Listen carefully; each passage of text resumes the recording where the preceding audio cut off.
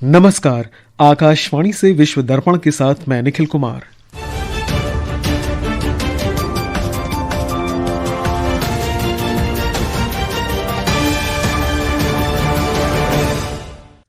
भारत और संयुक्त अरब अमीरात ने सीमा पार आतंकवाद सहित उसके सभी प्रारूपों की निंदा की। द्विपक्षीय व्यापार को वर्ष 2032 तक दोगुना कर $200 अरब तक पहुंचाने पर सहमति व्यक्त की गई। भारत ने वर्ष 2025 में $47 अरब का रिकॉर्ड इलेक्ट्रॉनिक्स निर्यात लक्ष्य हासिल किया। पाकिस्तान के कराची में भीषण आग में 26 लोगों की मृत्यु और 81 लापता।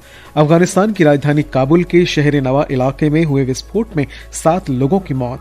और खेलो इंडिया गेम्स के शीतकालीन सत्र का पहला चरण आज से लद्दाख के लेह में शुरू होगा।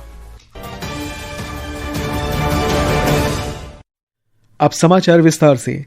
प्रधानमंत्री नरेंद्र मोदी और संयुक्त अरब अमीरात के राष्ट्रपति शेख मोहम्मद बिन जायद अल नहयान के बीच कल नई दिल्ली में प्रतिनिधिमंडल स्तर की वार्ता हुई।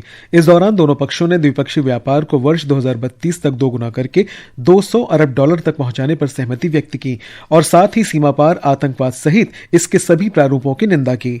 बैठक के दौरान दोनों देशों के बीच रक्षा, अंतरिक्ष, ऊर्जा और खाद्य सुरक्षा जैसे क्षेत्रों में कई समझौतों पर हस्ताक्षर हुए। मीडिया से बातचीत में विदेश सचिव विक्रम मिस्री ने कहा कि दोनों देशों के बीच रणनीतिक रक्षा साझेदारी पर बुनियादी समझौते को अंतिम रूप देने के लिए हस्ताक्षर किए गए। उन्होंने कहा कि दोनों देशों ने भारत में एक सुपर कंप्यूटिंग क्लस्टर स्थापित करने पर भी सहमति व्यक्त की है।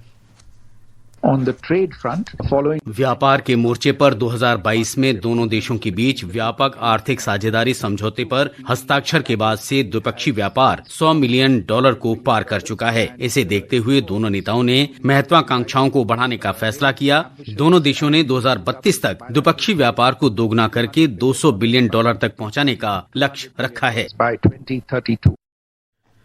विदेश मंत्री डॉक्टर सुब्रमण्यम जयशंकर ने कहा है कि पोलैंड को आतंकवाद कतई बर्दाश्त न करने की नीति अपनानी चाहिए और भारत के पड़ोसी देशों में आतंकी गतिविधियों को बढ़ावा देने में मदद नहीं करनी चाहिए। उन्होंने कल पोलैंड के उप प्रधानमंत्री और विदेश मंत्री रादोस्लाव सिकोर्स्की के साथ नई दिल्ली में बैठक की। यूरोपीय संघ के अध्यक्ष उर्सुला फॉन डेर लेyen ने स्विट्जरलैंड में अमेरिकी प्रतिनिधिमंडल से मुलाकात की। इस दौरान दोनों पक्षों के बीच अमेरिका के राष्ट्रपति डोनाल्ड ट्रंप के ग्रीनलैंड पर नियंत्रण स्थापित करने पर चर्चा हुई। उन्होंने अमेरिका से ग्रीनलैंड और डेनमार्क की संप्रभुता का सम्मान करने का आग्रह किया। भारत ने 2025 में $47 अरब का रिकॉर्ड इलेक्ट्रॉनिक्स निर्यात लक्ष्य हासिल किया है। इलेक्ट्रॉनिकी तथा सूचना और प्रौद्योगिकी मंत्री अश्विनी वैष्णव ने सोशल मीडिया पोस्ट में बताया कि देश में लगभग $30 अरब तक स्मार्टफोन के निर्यात से प्राप्त हुए हैं। केंद्रीय मंत्री ने कहा कि इलेक्ट्रॉनिक्स देश का तीसरा सबसे बड़ा निर्यात है। उन्होंने कहा कि वर्ष 2015 से इलेक्ट्रॉनिक निर्यात में 11 गुना बढ़ोतरी हुई है।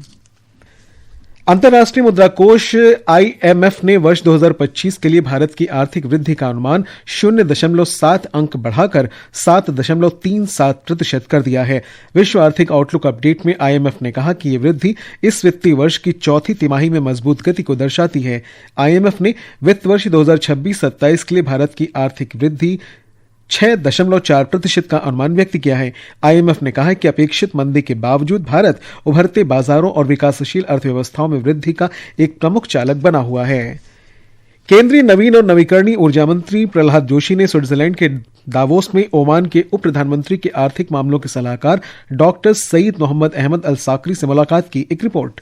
एक सोशल मीडिया पोस्ट में श्री जोशी ने बताया कि चर्चा सौर पैनल, इलेक्ट्रोलाइजर और हरित हाइड्रोजन के निर्माण और निर्यात के अवसरों पर संयुक्त सहयोग पर केंद्रित रही। इस बीच महाराष्ट्र सरकार ने कल दावोस में विश्व आर्थिक मंच शिखर सम्मेलन के पहले दिन रिकॉर्ड 14.5 लाख करोड़ रुपए के निवेश समझौता ज्ञापनों पर हस्ताक्षर किए। महाराष्ट्र के मुख्यमंत्री देवेंद्र फडणवीस ने कहा है कि महाराष्ट्र विदेशी निवेश के लिए भारत का प्रवेश द्वार बनकर उभरा है और ये विभिन्न क्षेत्रों और सेक्टरों में बड़े निवेश को आकर्षित कर रहा है। वहीं आंध्र प्रदेश के मुख्यमंत्री एन चंद्रबाबू नायडू ने सम्मेलन के दौरान कहा कि राज्य सरकार ने गैर निवासी तेलुगु भाषी उद्यमियों को सहयोग देने के लिए 50 करोड़ रुपए का कोष बनाया है। विश्व दर्पण के लिए समाचार कक्ष से मैं आकर्षिता सिंह। इस बीच ईरान में हुए सरकार विरोधी प्रदर्शन और कार्रवाई के कारण स्विट्जरलैंड के दावोस में जारी विश्व आर्थिक मंच शिखर सम्मेलन में ईरान के विदेश मंत्री अब्बास अरागची का निमंत्रण रद्द कर दिया गया है।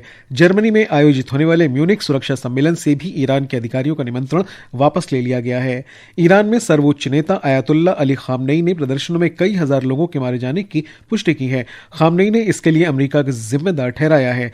मानवाधिकार संगठनों के अनुसार प्रदर्शनों में 4029 लोग मारे गए और 26,000 से अधिक लोगों को हिरासत में लिया गया।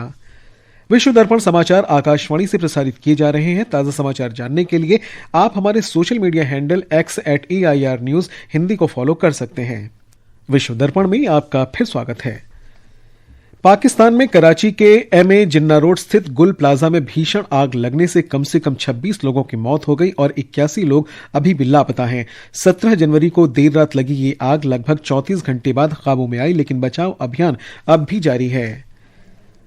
अफगानिस्तान की राजधानी काबुल में शहर नाव क्षेत्र में एक रेस्तरां में हुए विस्फोट में 7 लोगों के मारे जाने की खबर है तथा कई लोग घायल हुए हैं। मृतकों में एक चीनी नागरिक भी शामिल है। आतंकी गुट इस्लामिक स्टेट ने इस हमले की जिम्मेदारी ली है। रेस्तरां अफगानिस्तान और चीन के नागरिकों द्वारा साझा रूप से चलाया जा रहा था। स्पेन में 2 हाई स्पीड ट्रेनों की टक्कर में करीब 40 लोगों की मौत तथा कम से कम 73 लोग गंभीर रूप से घायल हुए हैं।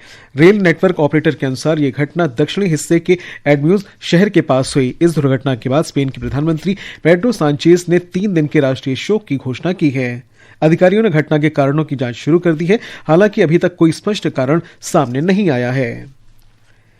खेलो इंडिया गेम्स के शीतकालीन सत्र का 6वां संस्करण आज से लद्दाख के लेह में शुरू होगा। इसमें देश भर से लगभग 1000 प्रतिभागी हिस्सा लेंगे, जिनमें 472 खिलाड़ी शामिल हैं। हमारे संवाददाता ने बताया कि इस बार खेलों का मुख्य आकर्षण आइस हॉकी और स्केटिंग की स्पर्धाएं होंगी। खेलो इंडिया गेम्स के शीतकालीन सत्र का उद्घाटन समारोह आज लेह के NDS आइस हॉकी रिंग में होगा। खेलों में मौजूदा स्पीड स्केटिंग और शॉर्ट ट्रैकिंग स्केटिंग के अलावा इस बार फिगर स्केटिंग को भी ओलंपिक खेलों के रूप में शामिल किया गया है। राष्ट्रीय स्तर के इन खेलों का आयोजन वर्ष 2020 से खेलो इंडिया योजना के अंतर्गत किया जा रहा है। लद्दाख अब तक इन खेलों की मेजबानी करता आ रहा है। आइस हॉकी प्रतियोगिताएं NDS आइस हॉकी स्टेडियम और फ्योंग में लद्दाख स्काउट रेजिमेंटल सेंटर के आइस हॉकी रिंग में आयोजित की जाएंगी, जबकि आइस स्केटिंग प्रतियोगिताएं गुफुक फ्रोजन पॉन्ड में खेली जाएंगी। समापन समारोह 26 जनवरी को होगा। लद्दाख से यांगचन डोलमा की रिपोर्ट के साथ समाचार कक्ष से मैं मुकेश कुमार बल। नीदरलैंड्स में खेली जा रही टाटा स्टील मास्टर्स शतरंज प्रतियोगिता के तीसरे दौर में शीर्ष वरीयता प्राप्त अर्जुन एरिगेसी और विश्व चैंपियन डी कुकेश के बीच मुकाबला ड्रॉ रहा। कैंडिडेट्स टूर्नामेंट के लिए क्वालिफाई कर चुके मैथियास ब्लूबाउम ने अपने हमवतन विंसेंट कीमर को हराकर इस टूर्नामेंट में पहली जीत दर्ज की। वे 3 में से 2 अंक हासिल करके शीर्ष खिलाड़ियों में शामिल हो गए। साल के पहले सुपर टूर्नामेंट में अभी 10 राउंड बाकी हैं और अर्जुन, अब्दुसत्तरोव और हेंस नीमन के साथ ब्लूबाउम भी 3 में से 2 अंक के साथ बढ़त बनाए हुए हैं। 26 जनवरी को नई दिल्ली के कर्तव्य पथ पर आयोजित होने वाली 77वीं गणतंत्र दिवस परेड के लिए लगभग 10,000 विशिष्ट अतिथियों को आमंत्रित किया गया है। हमारे संवाददाता ने बताया कि इनमें कई उत्कृष्ट प्रदर्शन करने वाले लोग शामिल हैं।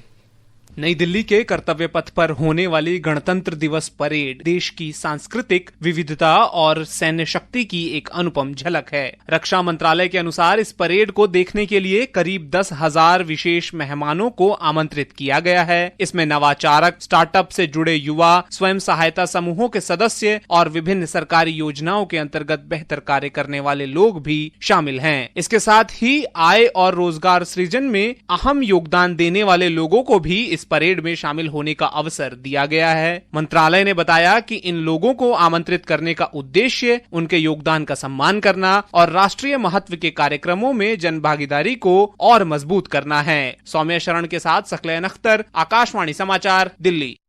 नेपाल में 5 मार्च को होने वाले प्रतिनिधि सभा के चुनाव के लिए आचार संहिता लागू हो गई है। सरकारी पदों पर आसीन कई राजनेताओं ने चुनाव लड़ने के लिए इस्तीफे दे दिए हैं। और अंत में मुख्य समाचार एक बार फिर। भारत और संयुक्त अरब अमीरात ने सीमा पार आतंकवाद सहित उसके सभी प्रारूपों की निंदा की। द्विपक्षीय व्यापार को 2032 तक दोगुना कर $200 अरब तक पहुंचाने पर सहमति व्यक्त की गई। भारत ने 25 में $47 अरब का रिकॉर्ड इलेक्ट्रॉनिक्स निर्यात लक्ष्य हासिल किया। पाकिस्तान के कराची में भीषण आग में 26 लोगों की मृत्यु और 81 लापता। अफगानिस्तान की राजधानी काबुल के शहर नवा इलाके में विस्फोट से 7 लोगों की मौत। और खेलो इंडिया गेम्स के शीतकालीन सत्र का पहला चरण आज से लद्दाख के लेह में शुरू होगा। इसके साथ ही विश्व दर्पण का ये अंक समाप्त हुआ। नमस्कार।